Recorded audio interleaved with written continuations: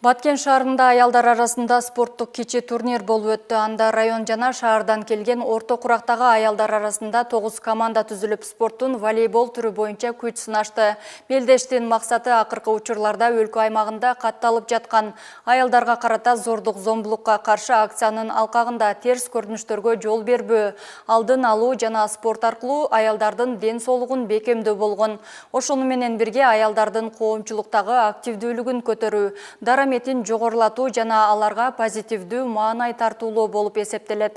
Анткени көбүн эсе орто курактагы аялдар үй бүлөсүндөгү купуялуулуктар менен кандайдыр бир деңгээлде терс көрүнүштөргө дуушар болгон учурлар катталып келүүдө. Ал эми спорттук мелдештин жыйынтыгында жеңүүчүлөргө ардак грамоталар, акчалай жана кызыктыруучу белектер тапшырылды. Бүгүнкү иш-чарабыз зордук зомбулукка каршы Баткен району жана Баткен шаарындагы 30 жаштан жогорку айрымдар арасында волейбол боюнча турнир өткөзүп атабыз. Бул иш-чара зордук зомбулукка каршы болгон иш-чараны өткөрүп атабыз.